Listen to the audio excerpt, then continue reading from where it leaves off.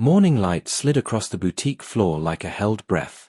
The mannequins wore linen and patience.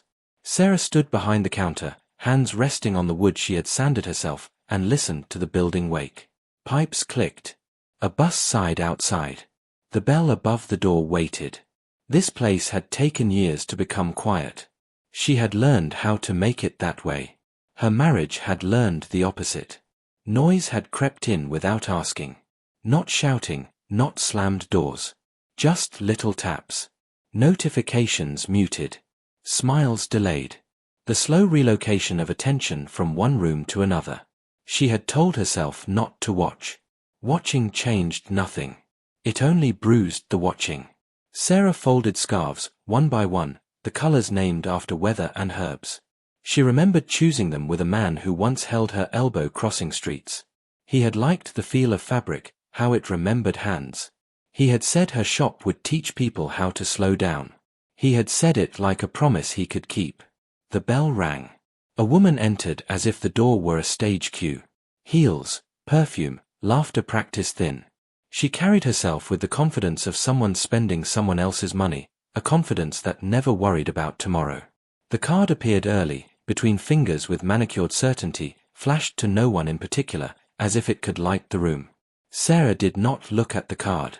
She looked at the woman's wrists, bare where a watch should have been. She looked at the way desire sat in the woman's posture, tilted forward, always reaching. She greeted her softly. Welcome. Take your time. The words came from habit, not generosity. The woman laughed again, to fill space. She touched silk as if testing a rumor. She spoke into her phone about brunch plans and a husband who would be late. She said husband with a careless smile. She said boutique like a challenge. She said charge it, darling, loud enough to hear herself believe it. Sarah's breath slowed. The room smelled like orange peel and soap. She thought of a night last winter when the heat had failed and her husband had wrapped her in coats and apologies. She thought of the way apologies age when they are not used. She thought of the card she knew by heart, the small scratch at the edge, the way the numbers fell into her memory without effort. At the counter, the woman set down a dress as if setting down proof. She slid the card forward. The name faced up. Sarah felt the floor steady her. She felt a thin ache behind the eyes. She felt the old skill rise, the one that saved her from crying in front of strangers. She took the card. Her thumb knew the weight. This card had paid for groceries and gas and the long months when the shop made nothing. It had paid for the chair where he sat at night, phone lit like a moon he orbited. It had never paid for flowers. That had been her job. Sarah looked up. The woman's face waited for admiration. Instead there was only the soft attention of someone who measures seams. Sarah asked if the size felt right. She asked if the color matched the season. She asked nothing that would open a wound. The receipt printer hummed. Outside, a siren passed and did not stop. The woman checked her reflection, already elsewhere. Sarah handed back the card, warm now, as if it had been running. Their fingers did not touch. Thank you, the woman said, already turning. Sarah said the same. The bell rang again. The room exhaled. She moved through the shop touching nothing, counting breaths the way she once counted inventory, a discipline learned from fear. There were months when she slept on the floor here, wrapped in sweaters that smelled of customers and hope. She remembered the first sale, the first return, the first day the register balanced and she felt taller.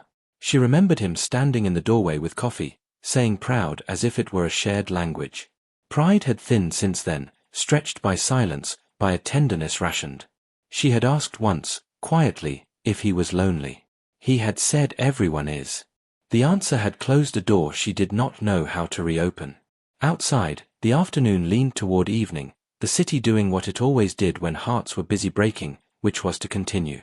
Sarah imagined the woman in a car, laughing again, dialing a number already memorized.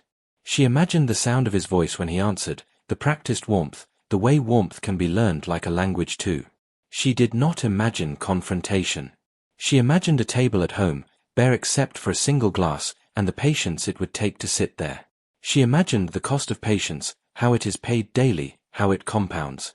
She imagined choosing a lesson that did not bruise her further, a lesson made of quiet math and truth, a lesson that would ask for steadiness and give back nothing but sleep. She returned to the counter and stood where the grain in the wood changed direction, a seam she loved for its honesty. Her reflection in the glass was older than she felt and steadier than she feared. There would be calls. There would be explanations shaped like kindness. She would not raise her voice. She would not beg. She would do what she had always done here, measure twice, cut once, and leave room for breath. The bell above the door was still. The ledger waited. Somewhere, a choice had already begun walking toward her, soft-footed, inevitable. She listened to the clock she kept for customers, its tick a kindness. Each second arrived clean. She let them. When the door opened again someday, she would be ready, not hardened, just awake. Sarah stood alone with the dress's absence and the knowledge settling like dust. She did not sit. She did not cry. She reached beneath the counter and opened the drawer where she kept the ledger, the one she never needed anymore. She wrote a date. She wrote a name. She closed the drawer gently, as if closing a child's door, and waited for the quiet to decide what it would ask of her. The house held its breath when he came home. It always did now. The hallway light stayed off until his shoes were set down, until the key learned the bowl again. Sarah stood at the sink, hands in warm water, listening to the sound of him arriving without arriving. He did not call her name. He never did anymore. He moved through rooms like a guest who planned to leave early. She did not turn. She watched the water turn cloudy around a plate she had already cleaned once. She watched a small crack in the glaze, a hairline fracture she had traced for years with her thumb. She thought about how things break without sound. She thought about how sound can lie. He spoke behind her, voice careful, rehearsed. He asked about her day. He asked as if it were a favor. She said fine. She said the shop had been quiet. Both were true in the way truths can be trimmed. He poured himself a drink he did not need. The bottle clinked the counter. The smell of it reached her, sharp and sweet, the smell of an evening postponed. She dried her hands. She turned. His eyes did not meet hers. They went instead to the window, to the dark gathering there, to the reflection where they could pass as a couple if no one looked too long. She said his name once. It landed between them like a coin. He nodded, still not looking. She told him about a customer. She did not describe the woman's shoes or the way the card had shone. She did not say mistress. She said someone came in and bought a dress. She said she recognized the card. She said it softly, like a weather report. The room made a small sound, the refrigerator clicking on. He swallowed. He turned then, too quickly. His face rearranged itself, the practiced honesty he used at work sliding into place. He said it wasn't what she thought. He said the words before she finished her sentence, which told her everything she needed to know. He said it had been complicated. He said it had been a mistake that had already ended. Sarah Saturday. The chair was cool. She did not argue. Arguing would have made him bigger. She asked how long. He hesitated. Hesitation is a language. She counted the beats. She nodded when he spoke. She nodded as if listening were her last kindness. He said he was sorry. He said he had been lonely. He said he never meant to hurt her. Hurt sat on the table between them, unacknowledged, a third glass no one reached for. She asked if he loved the woman. He said no too quickly. Speed can be a confession. She asked if he loved her. He said yes, the way people say yes to a question they wish were not on the test. Sarah felt the house settle into its bones. She thought of the boutique, of the wood grain that changed direction and told the truth. She thought of the ledger drawer she had closed. She did not tell him about the date and the name.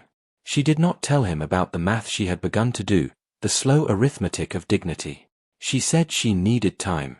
He said he would give her anything. He reached for her hand and stopped, remembered something, put his hand back. That restraint hurt more than touch would have. She stood. She said she would sleep at the shop. She said it calmly. He did not stop her. He watched her pack a small bag with the politeness of a man watching a stranger borrow sugar. Outside, the air was colder than she expected. The street light buzzed. She locked the shop behind her and lay on the floor with a coat folded under her head. The ceiling had a stain shaped like a continent she once dreamed of visiting. She stared until it lost its borders. Sleep came in pieces. Morning arrived like an apology no one made. She brewed coffee on the hot plate and drank it standing. Her phone buzzed. A message from him. A message from a number she did not recognize. She did not open either. She opened the ledger instead. She wrote amounts. She wrote dates. She wrote facts that did not ask how she felt. Facts steadied her. At noon, the woman returned. Not in heels this time. Sunglasses. A confidence dulled by something like fear. She smiled as if they shared a secret.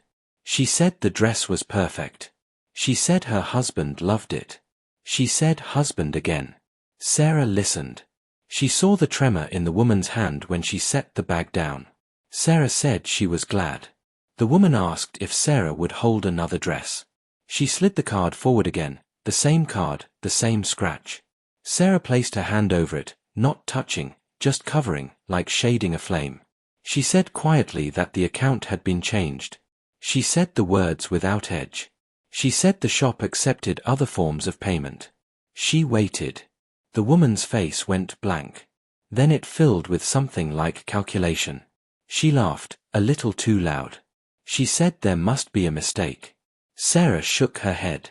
She said it wasn't. She said she hoped the woman found what she was looking for. The bell rang as the woman left without buying anything, sunglasses tilted, dignity slipping. Sarah stood very still. The lesson was not for the woman alone. It was for herself. She felt the ache of it, the cost paid up front. She closed the ledger. She turned the sign to closed. She sat on the floor and let the quiet arrive. It sat with her, heavy and clean, and did not promise anything at all. Days rearranged themselves around her like furniture moved by someone else. The shop opened. The shop closed. Light passed through the front window and changed the dust into weather. Sarah learned the weight of hours again, how they sit on the shoulders and do not move until asked. She did not ask. He left messages. He left flowers that wilted where they were placed, as if the air rejected them. He left an apology folded into different shapes, none of them fitting the space it was meant to fill. She did not answer. Silence, she discovered, was not punishment. It was a tool. It made room. The woman did not return. Instead, the echo of her did. A pause in the afternoon when the door opened and it was only a delivery. A sound of heels outside that turned out to be someone else. Sarah noticed how expectation hurts before disappointment arrives. She noticed how the body learns new flinches quickly. One evening, after closing, she sat at the counter and balanced the books she no longer needed to balance. Numbers behaved. They did what they were told. They did not love you and then forget how. She thought of the account she had changed, the quiet call she had made, the questions she had answered with the steadiness she used for suppliers. She had not said why. She had said enough. At home, he slept on the couch. Or he did not sleep at all. He texted that he had ended it. He texted that he would do anything. Anything is a word that stretches until it means nothing. She left the phone face down. She listened to the clock. She drank water and felt it move through her, a reminder that some things still obeyed. On Saturday, she walked to the river. The city thinned there. Water carried light away without asking permission. She watched a man teach a child how to skip stones. The child threw too hard. The stones sank. The man laughed and showed again, gentler. Sarah felt something loosen. Not forgiveness. Understanding is not mercy. It is simply seeing clearly. She thought of her husband the way she once thought of weather systems, patterns that can be tracked but not controlled. She thought of the woman not as a rival but as a symptom, a bright distraction for a man who had learned how to leave without leaving. She did not hate either of them. Hate would have asked too much of her. The shop rang with a customer mid-morning the next week. An older woman, careful hands, a story that spilled slowly. She tried on a jacket and cried quietly, embarrassed. Sarah stood nearby without touching, the way you do when someone needs permission to feel. The woman said her husband had died. She said the jacket felt like a promise she was afraid to keep. Sarah said it could be returned anytime. The woman nodded, grateful for exits. After she left, Sarah folded the space she had occupied and put it back on the shelf. That night, Sarah went home. She did not announce herself. He was at the table with papers spread like evidence. He looked up, startled, then relieved. Relief is also a language. She sat across from him. The room waited. She told him what she had done. She told him about the account, about the card no longer being a bridge between lies. She told him she had not done it to hurt him. She told him she had done it to stand. He listened. His hands were empty. He nodded. He said he understood. Understanding came late. It often does. He asked what she wanted. The question landed differently now. She did not rush to answer. She said she wanted honesty that did not need rehearsal. She said she wanted her name said without apology. She said she wanted to sleep without listening for footsteps that were not hers. He said he could try. Try is another word that stretches. She did not correct him. They spoke of logistics. Words like time and space and money behaved themselves on the table. They did not speak of love. Love was present in the room like a fragile object no one wanted to knock over. When she stood to leave, he did not reach for her. That restraint hurt less this time. Back at the shop, she lay on the floor again, coat folded. The stain on the ceiling had changed shape in her absence. She smiled at that. Change does not ask permission either. She slept. In the morning, a letter waited under the door. From the bank. A confirmation. Clean language. She read it once. She folded it and put it in the ledger drawer, not as evidence but as a marker, like a pressed leaf. The bell rang. A customer entered. Sarah welcomed her. Her voice held. Her hands did not shake. Somewhere, a lesson was finishing its work, not loudly, not triumphantly, but with the quiet competence of something that knows when to stop. The season turned without asking her opinion. The window filled with a different light, slanted, forgiving. Sarah noticed how the shop breathed easier in it, how fabrics softened, how customers lingered as if the air had taught them something. She moved through mornings with a steadiness that surprised her, a competence born not of victory but of survival practiced daily. She and her husband lived in parallel now. Shared spaces negotiated like borders. Notes left about trash and mail. Polite tones that held. Once, late, they stood in the doorway together and listened to rain. He spoke about work. She nodded. The silence between sentences was longer than it used to be, but it did not threaten. It simply existed. He asked again what would happen to them. The question had lost its urgency, like a bruise fading before it has fully bloomed. She said she did not know. Not knowing had become honest. He said he was trying. She believed him the way one believes a person can learn a language at any age if they keep showing up to class. Belief did not mean fluency would come. The woman did not contact them again. Sarah did not look for signs. She learned that looking creates patterns where there are none. She learned to let days be days. She learned to take lunch outside, to feel the bench under her legs, to watch people hurry past with reasons she would never know. One afternoon, a young clerk from the bank came into the shop. He recognized her name and apologized for the inconvenience. He said the account changes had gone smoothly. He said she had handled everything efficiently. Efficient felt like a strange compliment for grief, but she took it. She said thank you. She offered him water. He declined and left with the careful respect people give to rooms that have seen something. At night, she wrote lists. Not of tasks, but of small permissions. Sleep early. Eat soup. Call her sister. Replace the bulb by the register. Lists are a way to make tenderness practical. She crossed items off and felt the relief of completion, the honest pleasure of an ending that stayed ended. Her husband asked if she would come to dinner with him at a place they used to love. She said maybe. Maybe carried less weight than yes and more than no. They went. The table was small. The food tasted the same. Familiarity has a way of revealing change by contrast. He reached for her hand and she let him. It was not a promise. It was an experiment. They spoke of memories without touching them.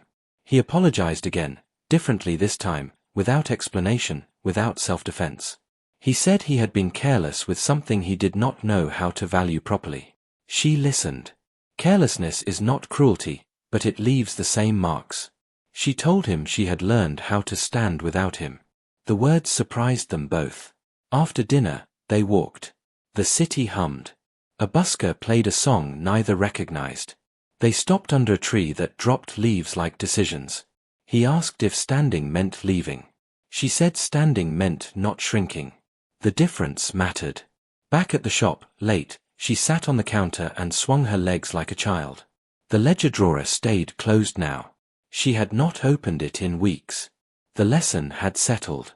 It did not ask for applause. It had not fixed everything. It had fixed one thing, which turned out to be enough to breathe. She thought about the word mistress and how it gives power to the wrong place. She thought about wife and how it can become a container too small for the person inside. She thought about her own name, how it felt in her mouth, solid, returning. Names matter. They remind you where to come back to. A customer knocked after hours, apologetic. Sarah let her in. The woman needed a gift for herself and did not know how to say that without embarrassment. Sarah helped her choose something simple. The woman paid with a card held carefully, as if money were a story she did not want to tell too loudly. When she left, the bell rang with a gentler sound than usual. Sarah smiled at that. Later, at home, her husband slept on his side of the bed, leaving space he no longer filled with guilt. Sarah lay awake, listening to his breathing, counting it not to measure but to accompany. She did not know what tomorrow would ask. She knew what she would not give. In the morning, she dressed and stood by the door. He watched her, hopeful and afraid. She kissed his cheek, not to reassure, but to acknowledge the shared past without surrendering the present. She picked up her bag. She turned the key. Outside, the day waited. Not kindly. Not cruelly. Just there. Sarah stepped into it with the quiet confidence of someone who had taught a lesson without raising her voice, and had learned one in return, and would carry it, lightly, the rest of the way.